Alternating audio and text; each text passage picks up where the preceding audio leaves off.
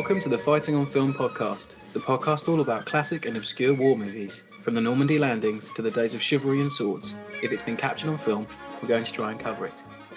I'm Robbie of RM Military History. I'm Matthew Moss of Historical Firearms and the Armourer's Bench.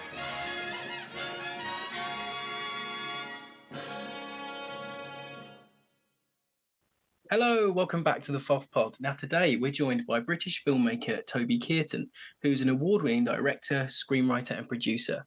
He's best known for his independent short film Dissonance in 2018 and the short war films The Little Picture in 2018 and The Dust Child. Toby, welcome to the show. It's a pleasure to have you with us. Thank you for having me.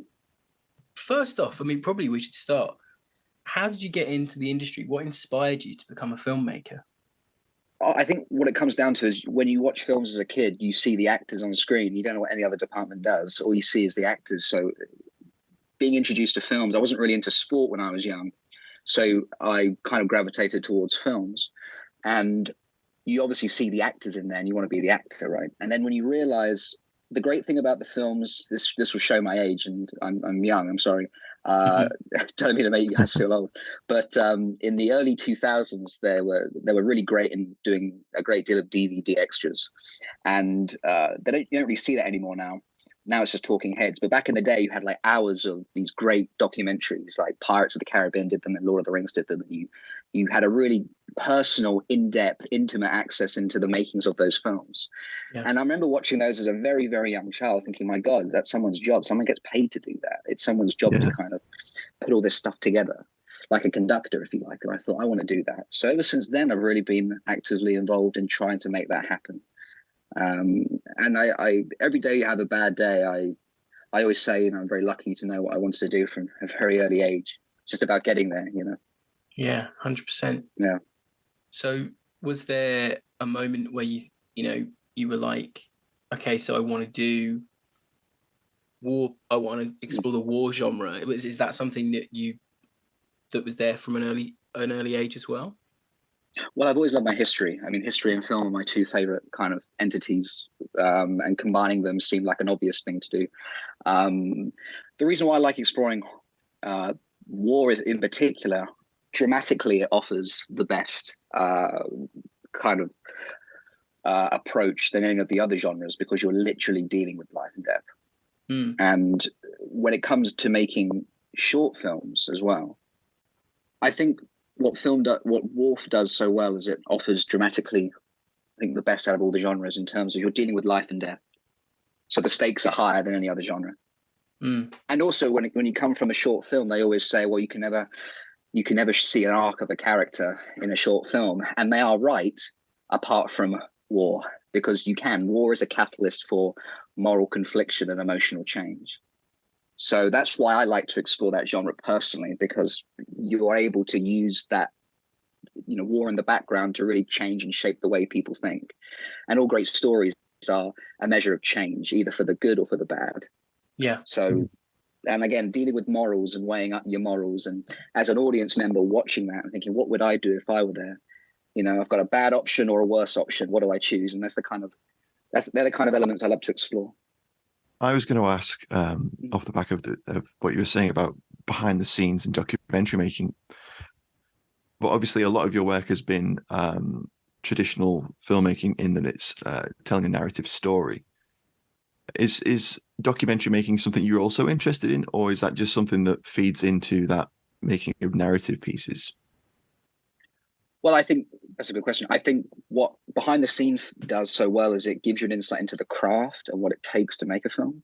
And it's very rare you get to see now great filmmakers communicate with actors, communicate with crew. And those behind the scenes kind of featurettes are so wonderful because they really give you an insight onto how things are done, and how things can be avoided, or how things can be done differently to what people are doing. But I personally like to explore stories and narrative. Would I, in the future, like to do a documentary? Absolutely. I think I love historical documentary for sure. I watch them a great deal. Sometimes when I'm not in the mood to embark on a 2.5 hour film, I watch a documentary because they're very insightful.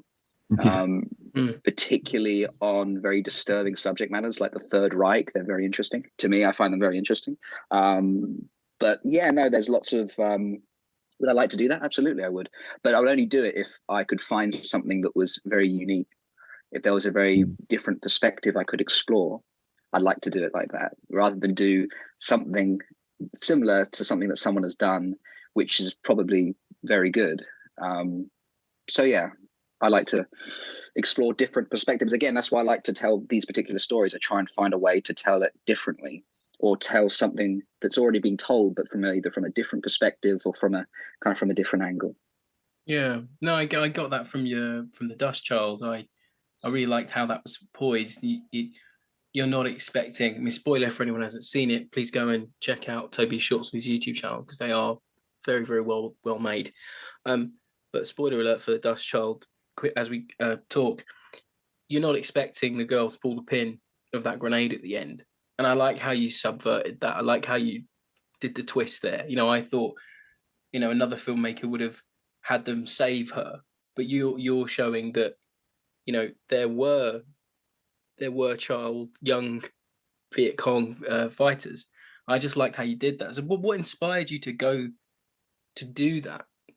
Subvert that expectation that I had, at least.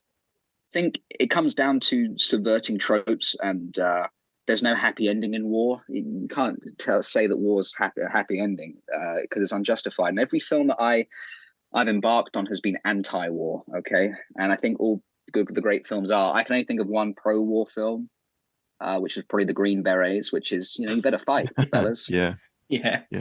Fighting and killing is good. You should do it, right? Yeah. Every film that dealt with the genre, either it be World War I, World War II, Vietnam, they've always been anti-war. It's always been about the horrors of war, either the horrors of war or why war is futile. I think the horrors of war has been done so well. That's something that I don't really want to kind of dive into because it's been done so well. My favorite one being Come and See, which is a 1985 Russian film, which everyone should see, because that for me is the best depiction of the horrors of war. But I like to always explore the futility. And at the beginning of The Dust Child, there's a quote which kind of is the kind of golden thread through all my work, which is no good deed goes unpunished, but no good deed goes unpunished in war, because even an act of compassion in war can't be justified because you're still within the remit of conflict. So there's no justification. We think something good came from it until we realize what happens at the end. And it's nice to leave an audience with their thoughts of, would I have done the same thing? Well, if I left her, I would have been killed, and if I saved her, I would have been killed. Okay, where does that leave me? So I like to offer that perspective. But yeah, there's a difference between a happy ending and an optimistic ending in the work that I do. I don't really like happy endings because we don't live in that time anymore. We don't. You just got to look outside. We don't live in that world anymore, I'm afraid. So if I want to put an ending that makes you think, I normally, especially in war, there's no happy endings. The film that I'm recently embarking on, that I'm in post-production of, there's a happy ending within the confines of the film. It's optimistic. Sure. But as an audience, with the knowledge that we have of what's to come in the future, we know for a fact that that ending is not good. And that's an interesting thing that cinema offers. Right. And that's another reason why I like to explore the genre of war, because we just don't learn. And people will have to keep telling these stories because we're still fighting now. And we think that going to war and, killing one another is justified. It's worth it. That's one of the things that the genre unfortunately has in its back pocket, that there's always going to be conflict, and there's always going to be people that are going to want to retell and put their stamp on conflicts from film. And I think that's why we enjoy seeing how this genre develops. And about what you think, Matt, about that. No, I agree. I think there's always going to be room for that narrative aspect of showing what conflict can make humans do. And that's what makes the war movie genre so broad and powerful, because there's so much you can do within the context of a conflict. And I just taking like the little picture, that's just a couple of guys in a house, but so much is said in that short 10 minutes. It's quite impressive. What's interesting about the idea of war is that films especially, they're tailored towards the times. So when you come out of World War II and you see the films that were being made in 1945, 1946, compared to the films that were made in the 60s, compared to films that were made now, even right now, I mean, I'm sure there'll be a whole plateau of films about war coming off what's happening now, and how they're redefined when you look at a film. I mean, it's just quite funny. Like, I love James Bond, and a lot of the Bond movies, the villains are always the Russians, right? And going to the Cold War, even coming out of the Cold War. And now you watch those films, and with the knowledge that we have now about what's going on in contemporary times, and it kind of creates new ideas. And depending on where we are in history, the films are kind of recontextualized, especially war films. You know, we're going to get a fresh glut of Cold War movies now that absolutely, the enemy. Absolutely. But it's coming very full circle. The Russians will be the enemy again in 5 years' time. Again, it's crazy. It really is. Yeah, but they're always recontextualized, and that's very interesting. I can't think of a genre other than war that kind of does that as effectively, because it's probably also the oldest genre of film other than the Western. Yeah, it's probably killing, with guns, man versus man, mentality versus mentality. I mean, we always say there's a British war film about the Boer War that was made in like 1898, Matt, or something. Yeah, it's really silent early film, really early. And it's surprisingly ambitious as well. Yeah, it's quite good. We'll have to review it. We will actually. We really should. Yeah. So coming off of that, I mean, this is more of a production type question, but what are the most challenging aspects of making a war short, a film? What are the challenges there?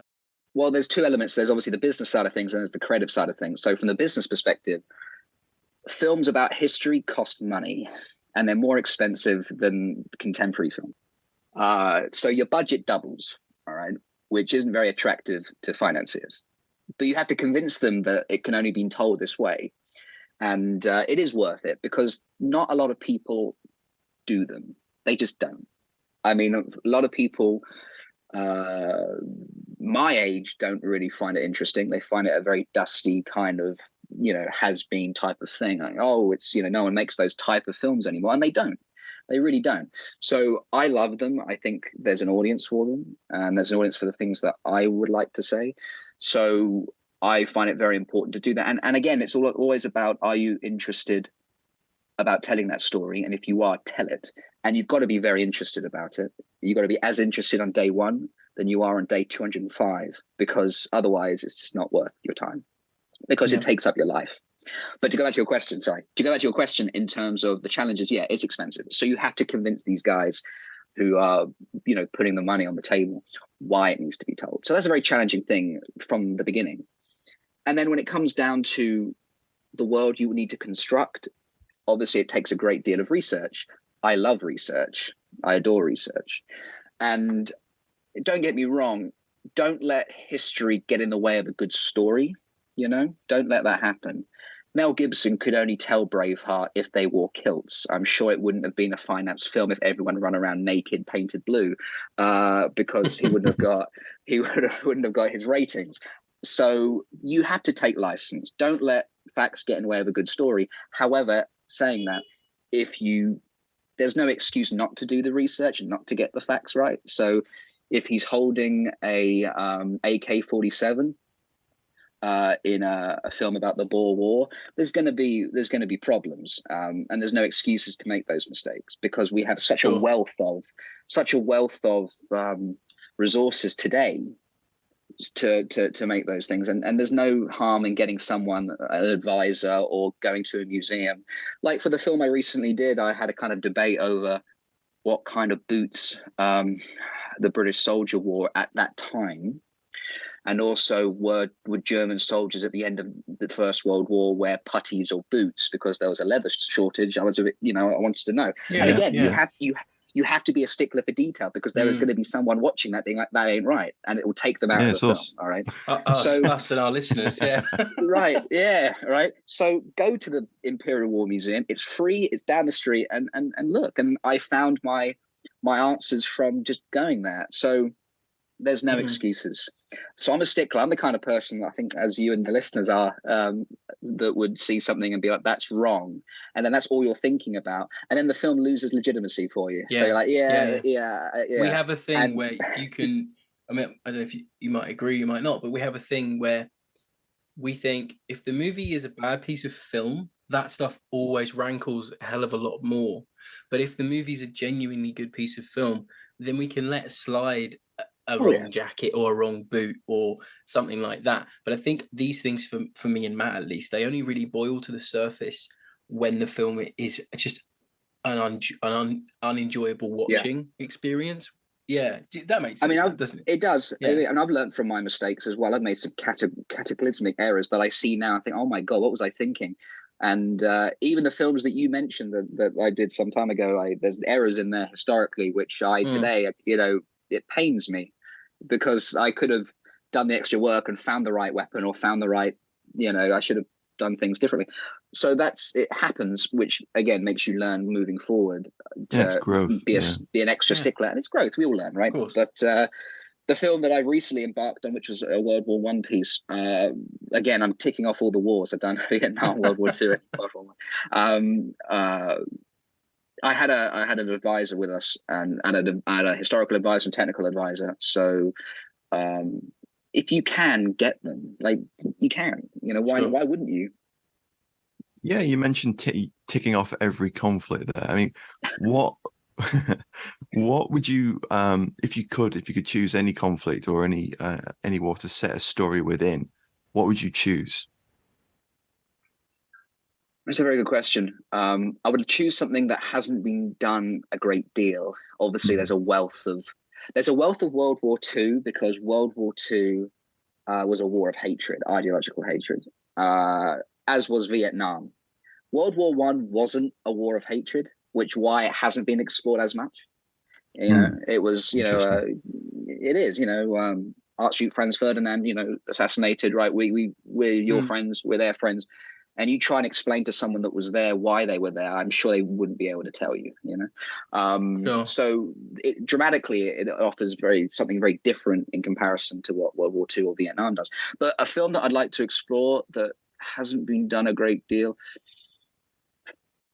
So it's a good question. I mean, the Boer War is an interesting one. You don't see many of those. Really. No. Not really. You don't see a lot of the Falklands. You don't see a lot of Korea.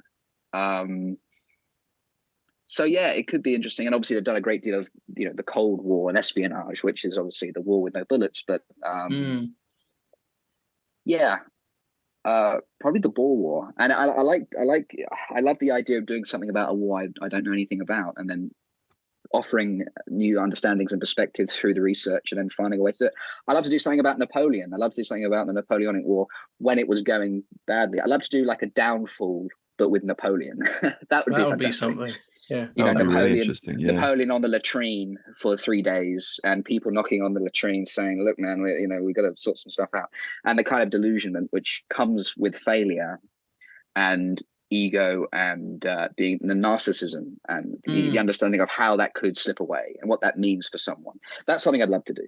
But all of the great, in my opinion, all the great war films, we can dwell on this a bit later. All the great war films, I think, has war as the background. And the main core of the story is about the characters and how they respond to their situations. All of the greatest films about the genre deal with that. The war's normally in the background and you hear it, and obviously we have sequences where we're through it, but it's about the characters and it's about what their understanding is and what's their understanding about who they are. They're the best stories. What do you think about the future? Because we talk about this on the podcast a lot. Where do you think the genre is going in terms of cinema and things? Because I personally feel that, say again, the listeners will be sick of hearing it, but I feel that it's becoming more of an event piece. So we get a 1917, we wait a few years, we've just had a Dunkirk, now we've just had All Quiet on the Western Front. I feel like they're just becoming, you get one every 2 or 3 years, it's a massive budgeted piece. Where do you think the genre's going? Well, there's 2 ways you can take it. I mean, as you said, we want to get people in the cinema. We want to get people seeing a film on a big screen. I mean, don't get me wrong. The great thing about a film like a war film is that it's very grandiose. So you can put it on a big screen, And I saw All Quiet on the Western Front in a theater I saw it in Santa Monica at the Bay Theater in Los Angeles. And don't get me wrong, it's impressive when you're there for over 2 hours and you come out of it speechless because you feel so drained of what you're seeing. It's a feeling you get, and you can only get it on a big screen. But I think if you have a combination of something that's very, very intimate and something that's very grandiose, something like Paths of Glory, which is probably my favorite war film, which has a really great combination of personal moral confliction and then the grandiose of war. But again, it's all about how you present it. I think as of now, you're going to get far more. I think the reason we're seeing them is because of what's happening in our world. And I think from what's happened this year, we're going to get more personal films, I think, more personal films about what war does to people who don't choose war, right? And the people that suffer in war are civilians and are people, right? So where's the genre going to go? We may hark back to wars of the past and draw parallels to what's happening now, which is, I think, why they're being made. But where do I think the genre is going to go? I mean, I thought some time ago that, you would go more towards chemical war and nuclear war, and you'd explore that, like your war games or, but I think now I think what they're going to do is they're going to take events from our past and find a way to relate them to what's happening now. To, again, state the obvious, which is we haven't learned, and a reminder that nothing good comes from war. It's futile. Hello there, sorry to interrupt. I wanted to let you know that you can now join our supporting cast over on Patreon. As thanks for your support, you'll be able to help us pick films, submit questions for guests, have first pick on brand new and exclusive merch, and much more. Thank you for your support. Now back to the show. So, as always, we ask our Patreons to submit their questions for our guests. So we have a few for you today, Toby. So Thomas McCall asks, what classic war film inspires Toby with his work, and does he have a favourite war movie or particular scene that he thinks is perfect? Oh, wow, that's a great question. Again, I love the films. I love anti-war because it's truthful and honest. Again, my favourite film about war, probably Paths of Glory, Stanley Kubrick.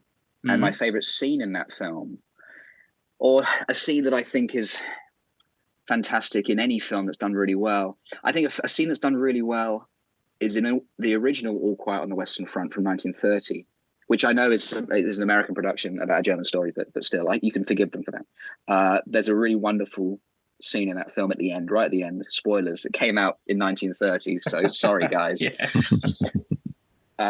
There's a moment in the film where he goes back to the front and he finds this butterfly, and this small element of beauty.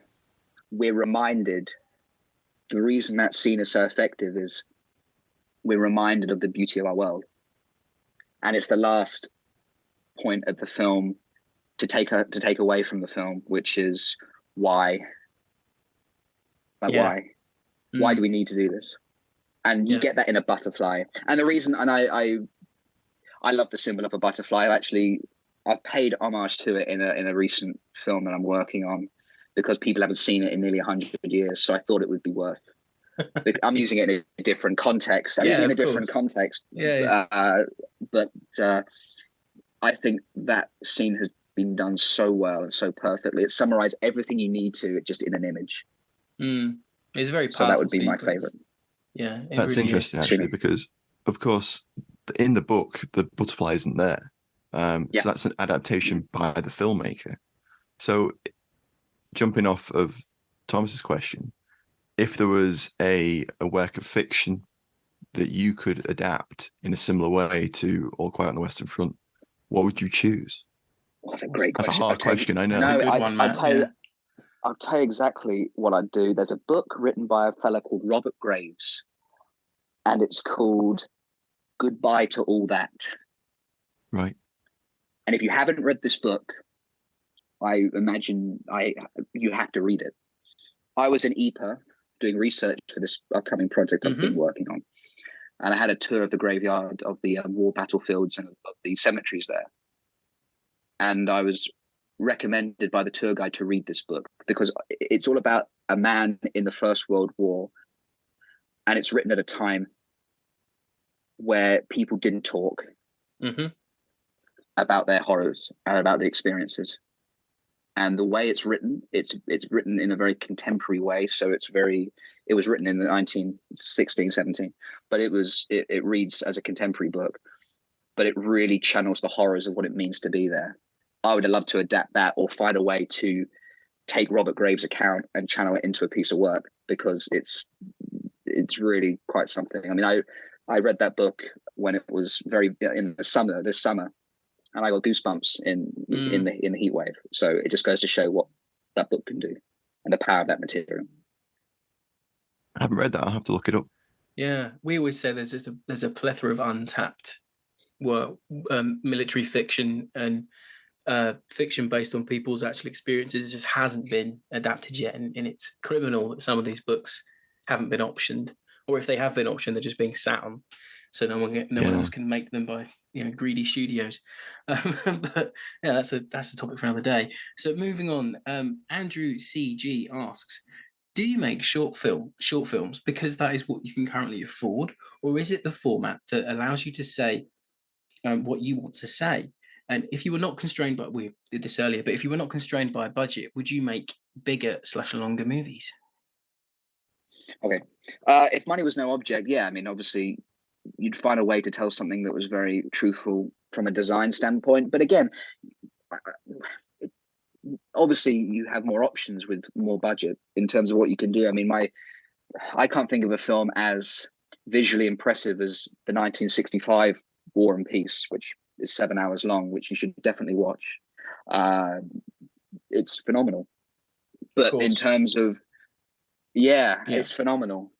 But finding a way to tell a story, I mean, what I tend to do, which is why it is difficult to tell a story about war on a budget. But if you get your wardrobe right and you get your props right, location you can kind of accommodate.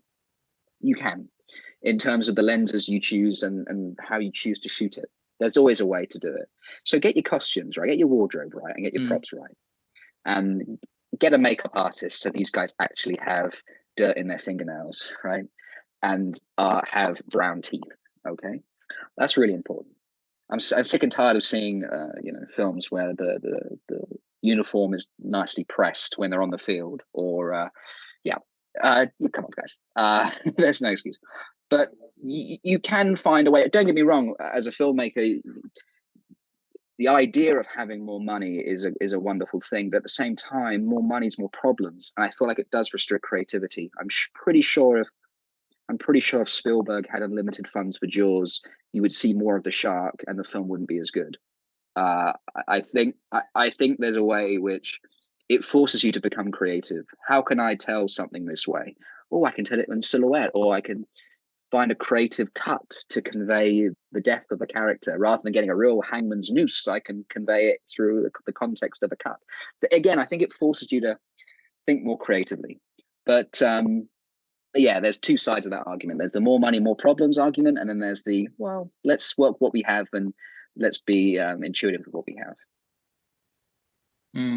So what kind of budgets are you, if you don't mind sharing, what kind of budgets are you actually working with when you make something? Like, just on, if there's an average, I don't know. Well, it really depends. It depends where you are. It depends, like if you're filming in America to compare to filming in Britain, it's obviously different. It's also different if you're filming in London, if you're filming up north. There's lots of variables in terms of, are we buying our own wardrobe? Are we renting our own wardrobe? Are we, there's lots of variables. I mean, it's 5 figures for sure, right? But the Dust Child was made for, little to no money. Example, because we only had 7 hours to film it, because that's all we could afford. We had to get a Malibu Creek kind of officer with us. Malibu Creek State Park, for people that don't know, is where we filmed The Dust Child, which is where we wanted, how we kind of created it to look like Vietnam, which I think it sells pretty well. But we could only afford the Walden for 7 hours. So that's all we had to film. But there's always ways you can get away with it. and there's always a way. Yeah, and you're right. I think the whole thing about money being limiting, but also being freeing, is really interesting. There's other people we've talked to who have had the same experience. Yeah, Oh yeah, always, always. But you get given the budget sheet, and you think, my God, that's great. That's we can do anything, and then it just evaporates. You know, after you've kind of covered the necessities of film production, like insurance and food and accommodation and wardrobe, it just goes. I think out of all honesty, if you can find a way to tell a very personal, again, I think that's one of the reasons maybe why I've kind of gone to the direction of making more personal work and more intimate work about character, is because that doesn't cost money. It costs money to get the reenactment guys to come in and do a Napoleonic War with cannons and horses. That costs money, right? But to do something that's, the characters have either come from somewhere or are going to somewhere, which is kind of where all of my work thus far has kind of been from. It's either the aftermath or they're going somewhere, which is quite nice. So we're the sort of window into this world. But the great thing, money's a blessing and a curse. And I think if you can use it to your advantage and get creative with what you have, there's no limitations. There's no limitations. Outside of money, I mean, what are the biggest challenges to filmmaking for an independent filmmaker? Money's definitely the biggest one. I think people have forgotten how to tell stories. I do. I think that's the biggest challenge. The biggest challenge is to find a story worth telling, and to find a way creatively interesting and honest and truthful in a way that it hasn't been done before. I do believe that. I believe a lot of the films I see are just a collection of scenes strung together, and there's no golden thread. There's no kind of thematic understanding of why the film has been made. I always like to ask people, not out of I just, I like to ask, why did you make that? And if they can't answer me, then I, do you know what I mean? I think it's very important that there's a reason behind why you're deciding to make the film. And everything should relate to that one idea. Every scene should relate to that theme of what you're trying to say with the work. And don't get me wrong, an audience may have different understanding of what the work means. That's absolutely fine. Everyone's right, okay? But I love the idea of when going in, you know exactly why you're telling the story. And then ensuring it is a story. There's an element of growth. Someone wants something is standing in their way in order to get it, and they have to overcome that in order to get that. That's Greek storytelling. I do believe that people have forgotten what that is. They get very excited about the prospect of going somewhere and filming something, rather than beforehand maybe understanding of why we're doing that and how can we do it, which makes it honest and truthful. That's, I think, is the biggest, because everyone can make a film these days. I feel like a lot of people don't think about, well, this is going to be immortalized forever. Let's make it count. Let's actually think. And I think that's the biggest challenge that people are. They kind of dive into it without thinking about why. So yeah, that's for me. But also in terms of getting people together, and it's a miracle that any film gets made. Honestly, it really is, because it's so many things. The stars have to align. You have to get people together. You have to get actors who are willing to do it for little to nothing, who have belief in the material. And you have to work with a great collaborative crew that get exactly what you're trying to convey. It's very important that you find a crew that can work with you and that gets what you're trying to say. So we're all making the same movie. I think some of the reasons that some films fall short is that someone has a lack of understanding, either from the technical side of things or from the creative side of things, of what the story is trying to achieve. So then you've got a guy shooting it in an interesting way that doesn't align with what you want to say, or an actor makes a choice that is tonally inappropriate to where you're trying to go. So it's very important to ensure that everyone, casting your crew is like casting your actors. Okay, it is. Do you have an understanding visually of what we're trying to do, and creatively what we're trying to achieve? So getting everyone who's singing from the same hymn sheet is also another challenge, because again, people get very excited about making films rather than understanding what we're trying to achieve. And well, our last question comes from Andrew again. He asks, do you prefer writing the story or bringing a story to life through the directing? I love both. I love to interpret someone else's material and find a way to make it right for me. I think always when a director gets another script, they always do a pass themselves. They always do, even if they don't tell the writer or the producers. They always do a pass themselves because they have to make it their own, and they have to find themselves in the material. They've got to make it very personal, I think, in order to make something truthful and honest. So I haven't done a lot of that. I'd like to do more of it, where I get to direct other people's work. For an independent, and this kind of relates to the other question of the difficulties of independent filmmaking. If you want to be a director, you got to be able to write, and you got to read screenplays and find a way. The most challenging thing, I believe, in the creative process is to convey emotion on paper, and then finding a way then to take that and visualize it into something that's meaningful. But you have to be able to write. I never used to like writing. Now I adore it. It's a beautiful thing because you can direct on the page and not spend any money. It's great. So it's, but you have to love it. Like I wake up every morning and I write. Like I just have to do it. So as of right now, a lot of my opportunities that I've created are through writing my own work and then getting it in the hands of people that can then find a way to finance the picture and get it made. So if you have a story that you really want to tell, you should probably write it down. Okay. And then I'm sure you'll be able to find a way to make it work. Like, for example, the film called Kamerad that I'm in post-production of, the World War I piece. I wrote that during the lockdown. You know, I heard a story and I thought this has to be made, and I crafted it, and that's how it was made. But I do like to write, and I do like to adapt other people's writing. So both. So Toby, what can you tell us about what you're working on at the moment or what's coming up? So the film that I'm currently working on that's in post-production is set during the First World War. I can't really tell you a lot about it because it will give it away. And it's only a 10-minute film. So it's within the confines of a specific amount of time. But it's the reason I wanted to make it is because of what's happening in our world right now. And despite writing it before the most recent war in our world, in our times has happened, made me more justified to tell it. And I think the timing is perfect, because again, it reminds people of the futility of war, but it's done in a very interesting way. It's not done through violence, like in The Dust Child. It's not done through the horrors of war. It's done based on the notion that we know what happens in our future and that we won't learn. And I think I've never really told a story before that enables the audience to bring a great deal to the table. This one does. This one allows you to kind of be an active participant in the viewing of the film. It's very, I like my subtlety, and with this one it's very subtle. I think the audience will have lots of different interpretations of what's happening and why it's happening. But it's a short film, but I'm pretty sure, hopefully my goal is for the audience to think about it after it's over for at least an hour. So it's technically a feature film. The audience are thinking about, what would I do if I was there? What does this mean? How could this have been prevented? Could it be prevented? And there's all these questions, and my job is to ask questions. My job isn't to answer them.